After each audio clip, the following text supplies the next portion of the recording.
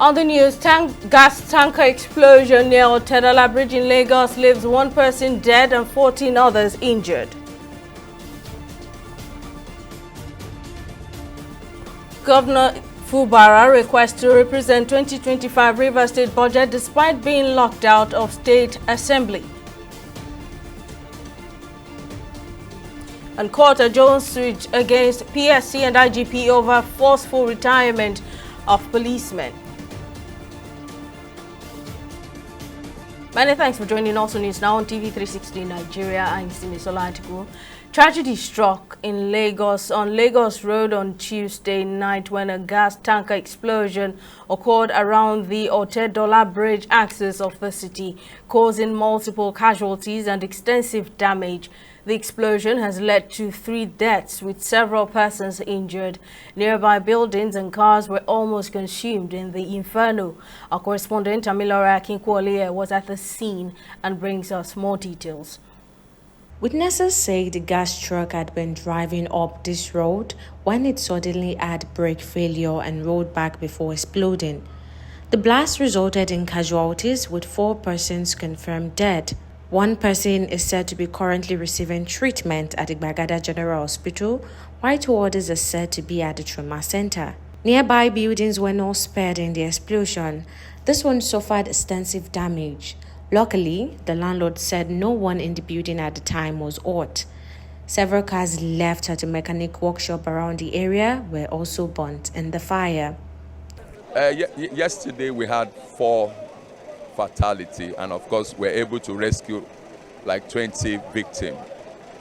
Some of them that developed a major degree of burns were taken to Gbagada Burns unit for further treatment. Some of them that had minor level, a little degree of burns were stabilized here and sent to the General Hospital. Some of them were treated here and were discharged immediately by the Lagos State Ambulance Service and Lasema Ambulance Unit, pre-hospital care unit. Officials of the Lagos Transport Management Authority, LASMA, have been working to clear the area and restore order. We've been on it since past 8 yesterday night. In fact, our men work over the night. Certain areas has been cordoned off, especially using Otedola Bridge to this end has been cordoned off. While those coming from Magodo end, CMD Road, has equally been diverted to alternative routes. We are doing everything humanly possible. All our men and materials has been deployed accordingly so that we'll be able to mitigate the negative effects of traffic. With concerns about the structural integrity of the Otedola Bridge following the explosion, authorities say the bridge remains safe for use. The bridge is not affected. We have never been negligent in our duties. If there is need, we will do that. We've done that in time past. We've demonstrated that we have capacity. So if there is need, if we see anything that warrants us to carry out a test on the bridge, we will not hold back. We'll do that. Just like I always say, and I'm reiterating again, it's the same bridge that you pass that we pass. So we have that responsibility to make the road safe for you and I. Given the nature of the accident, officials are calling for the proper vehicle maintenance, especially for trucks transporting hazardous materials. We'll continue to appeal to people. You can see for the business owner, the damage and the loss is huge. And we got to know that it's as a result of brake failure on the parts of that vehicle. If that brake had been attended to and the vehicle in high maintenance situation, we won't have this situation at hand. So it's a huge loss to both the business owner and to other people whose vehicles were destroyed. Hours after the gas tanker explosion here at Otedola Bridge in Lagos, safety responders have now successfully cleared the scene and have made the road motorable again for residents of Lagos. The tragic incident blamed on a brake failure claimed 4 lives, and those that sustained injuries are also receiving medical attention. Now, security agencies are also saying that they are making effort to track down the owner of the tanker, who they say will be held responsible for the disaster. Tamilore Akinkwole, TV360, Lagos. And Rivers State Governor Siminalayi Fubara has expressed dissatisfaction over the action of the State House of Assembly denying him entry into the quarters on Wednesday. Fubara addressed residents of the Kana local government area of the state during the commissioning of some health facilities shortly after the drama at the Assembly quarters. The governor insisted that he communicated his intention to visit the lawmakers to Speaker Martins Amaewhule before he showed up at the quarters to represent the 2025 budget as directed by the Assembly following the verdict of the Supreme Court on February 28, 2025. Fubara subsequently says he would fully implement the judgment of the Apex Court and has directed the Rivers State Independent Electoral Commission to come up with modalities for the fresh election.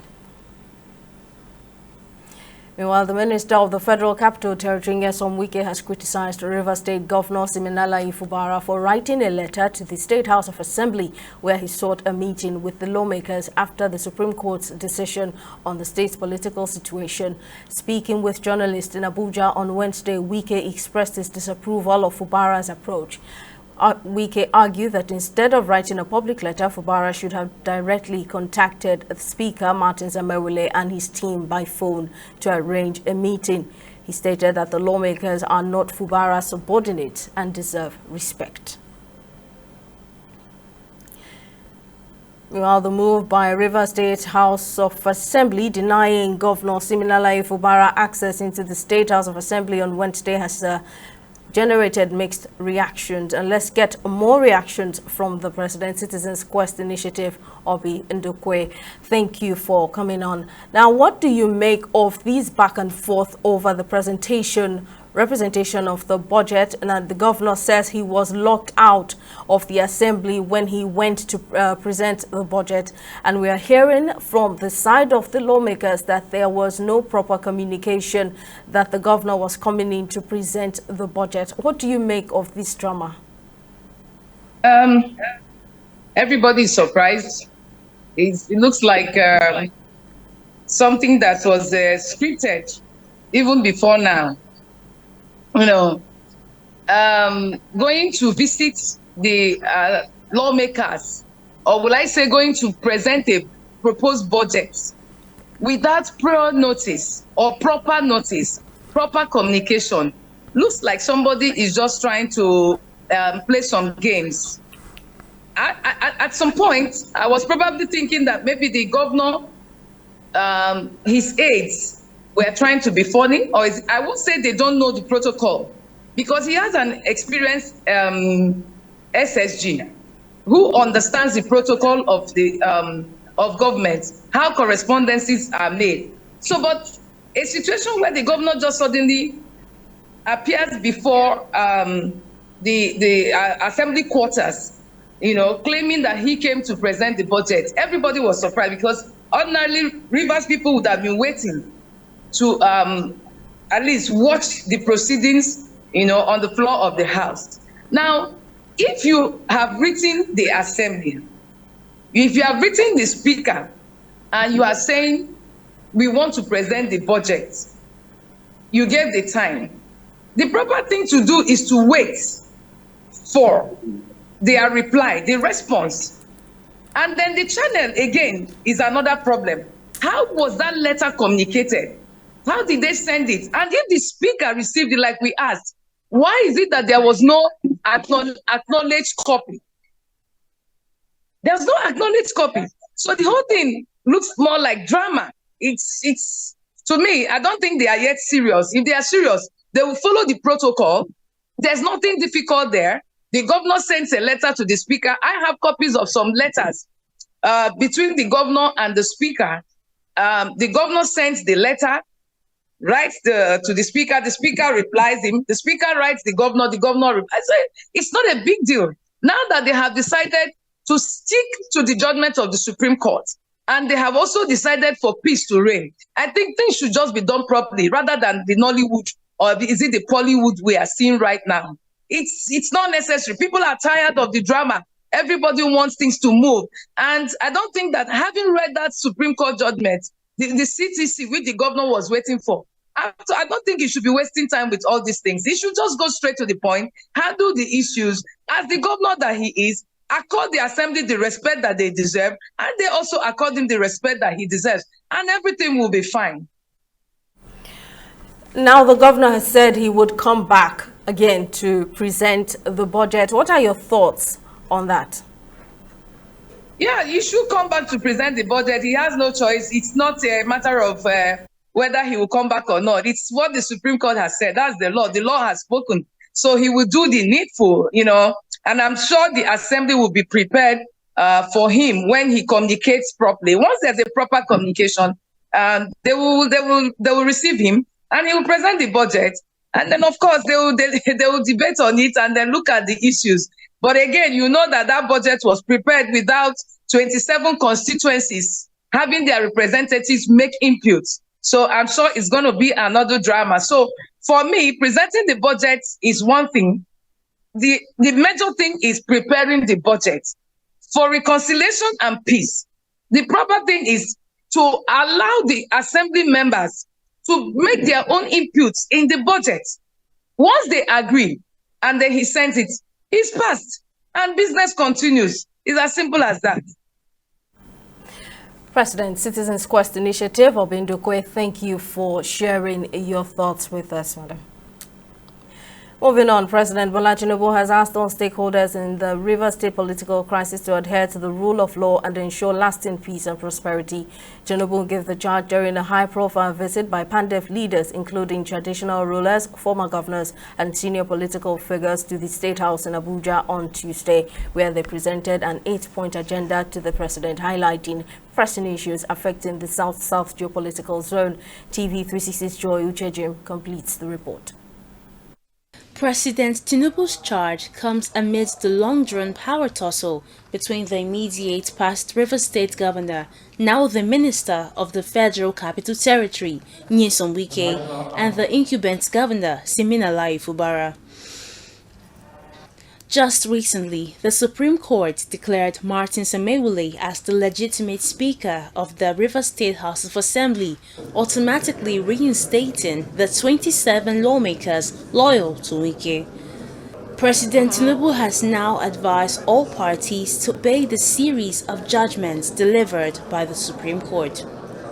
I should not be here as the President of the Federal Republic of Nigeria if there's no rule of law.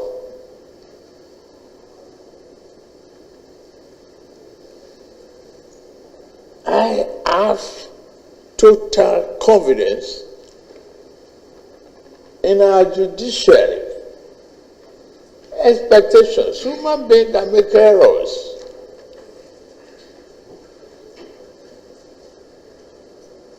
But what the Supreme Court is spoken, that's it. Please go back home and help him implement those recommendations within the shortest possible time.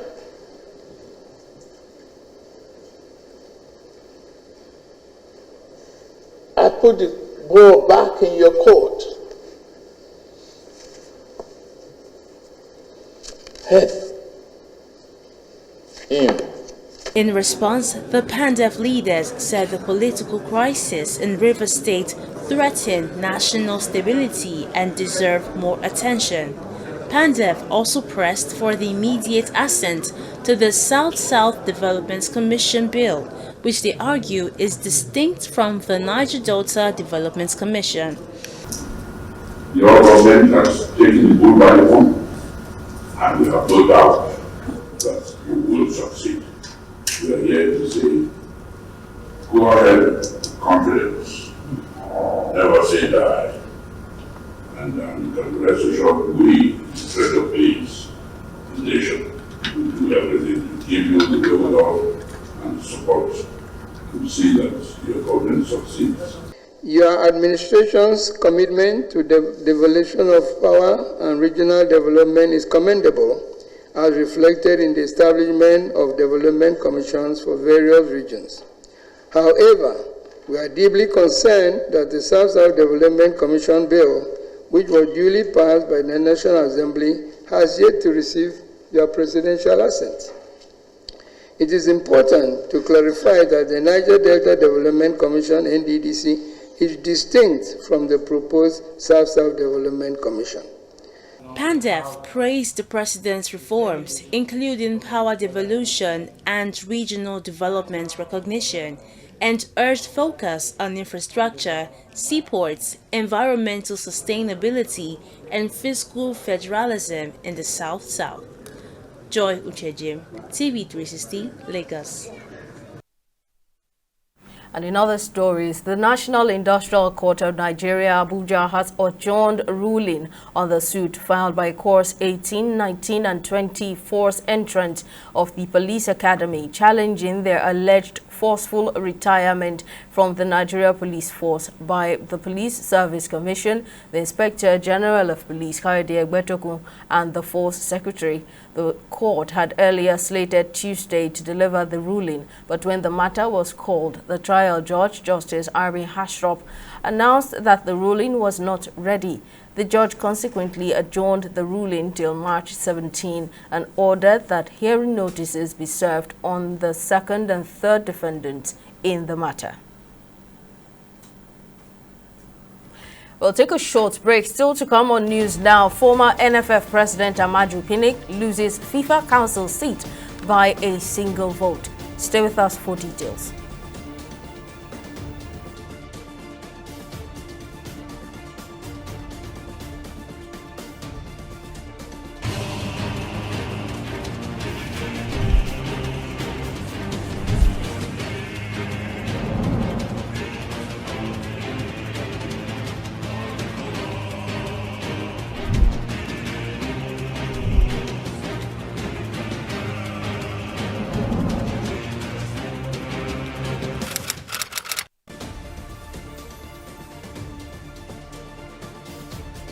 Welcome back. As a recap of our top stories, tragedy struck on the Lagos Road on Tuesday night when a gas tanker explosion around the Otedola Bridge axis of the city led to multiple casualties and extensive damage. The explosion has led to 3 deaths with several persons injured. Nearby buildings and cars were almost consumed in the inferno. We also informed you that Rivers State Governor Siminala Ifubara has expressed dissatisfaction over the action of the Rivers State House of Assembly denying him entry from the quarters on Wednesday. In case you missed any of our news bulletins or for more updates, you can catch us on Limex World TV and AVO TV or log on to our website on www.tv360nigeria.com. You can also follow us on our social media platforms on Twitter, Instagram, and YouTube at TV360 Nigeria, or download our mobile app on Google Play Store, Huawei App Gallery, and Apple Store. On Facebook, we're at TV360 Online.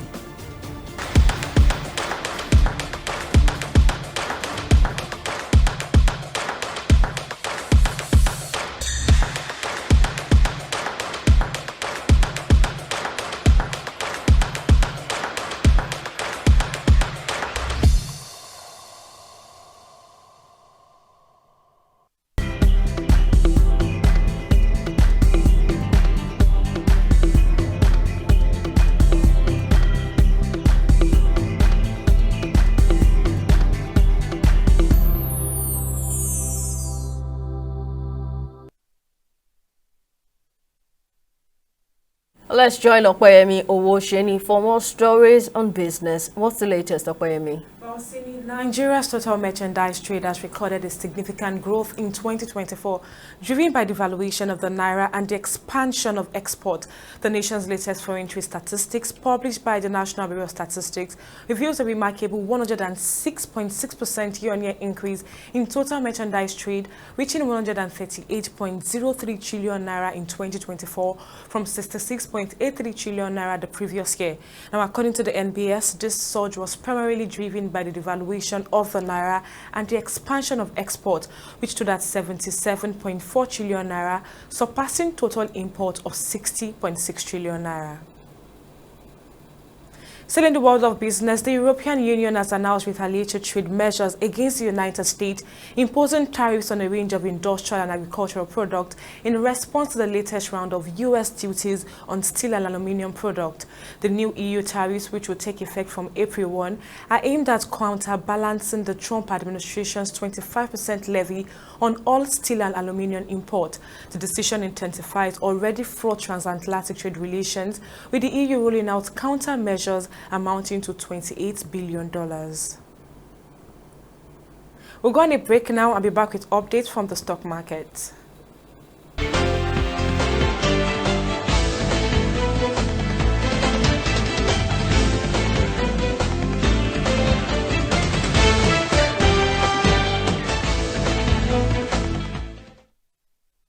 Welcome back. The Nigerian Stock Exchange continued its downward progression on the third weekday of trading, reducing by 0.07%. Now, in Wednesday's trading session, a lively 127 listed stocks danced through the market, but not all were in sync, while 19 managed to make their way to the top. 32 stumbled, closing the day in the red. Now, on the losing side, Cornell took the hardest fall, shedding 10% to settle at 331 naira 20 kobo per share, with Beja Paint trailing closely behind in the red with 18 naira 85 kobo per share. Now, at the close of today's session on the Nigerian Stock Exchange, a total of 1 billion shares traded had across 11,748 transactions, with the market tallying an impressive value of over 10 billion naira. Now, when compared to the previous index trading day, that's Tuesday, March 11th, today's performance shows a remarkable 362% surge in volume and a 30% increase in turnover. Now, that's despite the decrease that we've seen. Now, however, the number of deals dipped by 7%. Moving on, the global stock market saw mixed trading as the UK FTSE and Japan's Nikkei maintained a northward position and ended in the bulls. US Dow Jones, however, fell again on Wednesday as increasing tensions between the US and key trade partners continue to rattle investors. On the black market, the dollar now trades at 1,580 naira, while the pound sterling is at 2,010 naira and the euro at 1,665 naira. That's it on both business and stock market updates. Back to you, Simi, for the rest of the news. Thank you, Opayemi. And on foreign news, the 43rd ordinary meeting of the ECOWAS Committee of Chiefs of Defense Staff has commenced in Abuja, Nigeria, bringing together military leaders from across West Africa to address pressing regional security concerns, with their primary focus on combating the growing threat of terrorism and violent extremism. Chief of Staff of the Nigerian Armed Forces, General Christopher Musa, who chairs the committee, reaffirmed the commitment of the armed forces to security and democratic governance in West Africa. On his part, ECOWAS Commissioner for Political Affairs, Peace and Security, Abdel Fattah Musa, stressed the need to reflect on the defense architecture in light of the changing regional political situation following the withdrawal of 3 Sahel countries from ECOWAS. The security situation in the region, marked by the activities of terrorist armed groups, transnational organized crime networks, banditry, and others, have continued to present daunting challenges to the regional integration project. Governance deficits, ethnic tensions, ecological degradation, and other natural and man-made factors. The complexity of the security landscape demands that we leverage our collective expertise, intelligence assets, and coordinate our efforts towards borders if we must solve these challenges as the world has become a global village and the gap between us shrinking even more. Thus, collaboration is paramount and imperative to address both the root causes and symptoms of insecurity in our region. President Volodymyr Zelensky says Ukraine has accepted a 30-day ceasefire proposed by the United States following critical peace talks between the U.S. and Ukrainian officials in Saudi Arabia. Speaking immediately after the meeting, Zelensky revealed the ceasefire proposal accepted by Ukraine covers not just air and sea, but the entire front line of the fighting with Russia. U.S. Secretary of State Marco Rubio added that it's now left for Russia to take steps to end the war. On sport, former president of the Nigeria Football Federation, Amaju Pinnick, has missed out on a return to the FIFA Council seat. Pinnick lost re-election at the Extraordinary General Assembly held in Cairo, Egypt on Wednesday with FIFA President Gianni Infantino in attendance. The Nigerian Football Administrator narrowly lost out in the election, scoring 28 votes, one short of 29 scored by Ahmed Yahya of Mauritania and Djibouti's Souleymane Waberi. And South African Patrice Motsepe has been re-elected unopposed as the president of the Confederation of African Football, CAF, setting a second four-year term as CAF boss. Motsepe secured a second term during CAF's Extraordinary General Assembly held in Cairo, Egypt on Wednesday, with FIFA President Gianni Infantino in attendance. Motsepe was elected by acclamation in Morocco 4 years ago, succeeding Malugasi Ahmed, who had been suspended by FIFA over financial misconduct. That's it on News Now. Thank you very much for watching. We'll see you again next time.